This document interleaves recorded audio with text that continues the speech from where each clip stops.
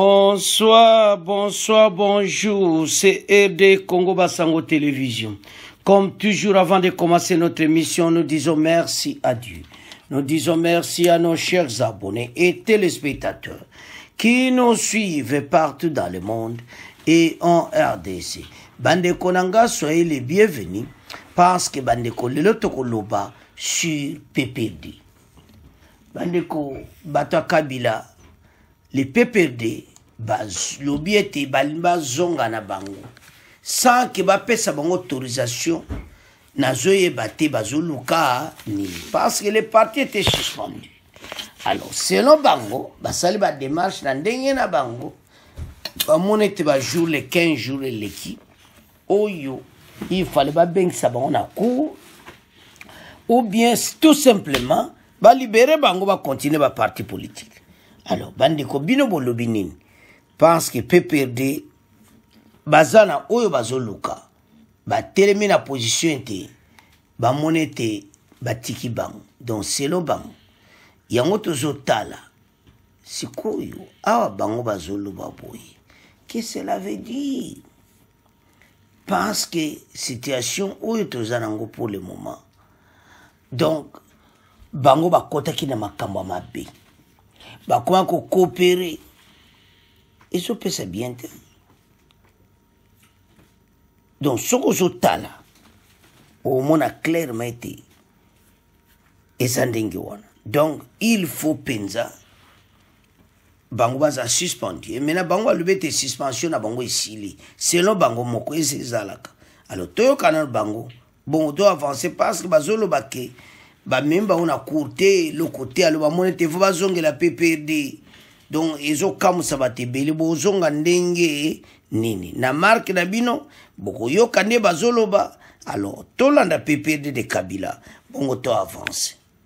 À présent, le Parti du peuple pour la reconstruction et la démocratie PPRD annonce la reprise effective de ses activités depuis le 6 mai, suspendu pour 15 jours par le vice-premier ministre de l'Intérieur depuis le 19 avril dernier pour notamment l'implication présumée du président national de ce parti d'opposition, Joseph Kabila, dans la rébellion du M23 FC dans l'Est. Le bureau politique du PPRD affirme que cette décision de suspension est levée d'office conformément à l'article 29 de la loi sur les partis politiques. Ce délai ayant expiré le 6 mai, le bureau politique constate que rien n'a été fait pour prouver auprès d'un tribunal les accusations portées contre le parti et son président. S'agit-il d'une décision unilatérale ou d'un bras de fer avec le ministre de l'Intérieur?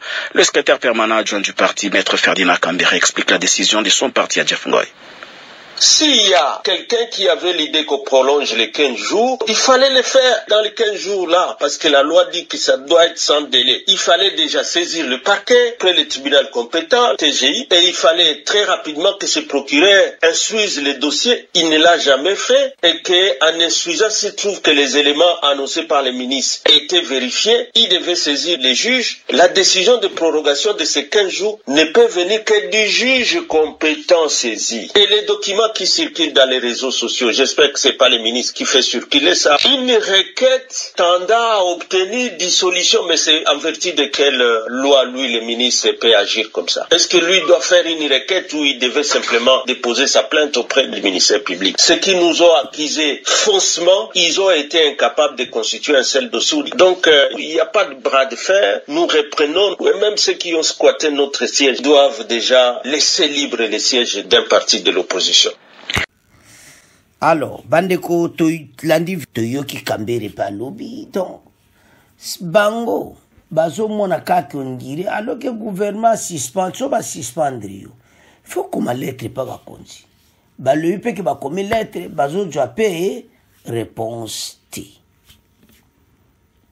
tokosuka ekosuka ndenge ni gouvernement pa lobi que bozaka ka suspendu ata bino bozo mona ke o bakbembino na courte mais bandeko et ça ordre ministre de l'Intérieur arrêta ministre soit le bina bino ke boye na eza makamo kine ku bangonde ba porter plainte et ça te que pour que nani au ministre a porté bango plainte ministre a tina mona cour porani ministre a décidé bino so bomoni ke za na constitution te bokene ko na cour mais bango bazonga na marque na bango Tamba yo samne sumbutu mbutu bakangi bino ba police ba beta bino. Oh voilà, répression. Alors, Kabila et ses hommes bazo débrouiller tout babima na kata ghetto. Bango bazoki ba Congolais ba tiena ghetto, mais na ba Congolais tout babimi na ghetto. Bango mo watu ba tiaki batu na ghetto, bango mo ba remplacer na ghetto banani PPD. Ba diriger mboko pendant 20 ans. Botala mboka, tala banzela, tala ningeza. Mais so ba suspendre des partis na bino. C'est parce que vous coopérez avec les AFC M23 l'Est. Yangwana ba suspendre bino. Et maintenant bolandi décision na bango. Ba lobby était na marque na bango fo bazo. Pe bato bazana bandako wana babi. Banani bandako ba botoli yango. Izaki bandako bato. Balo ape bazana siège na bango. Siège ba botoli bozana plastique. Na biso bato monsieur comme bango rouge. Bazo lukan zela ko kende parce que déjà bazana échec total. Alors bandeko tande to landi on a sozo tala dossier ezamawa. Alors to comme na fait mission to komotika on a bino bo commenter. Au revoir, à la prochaine.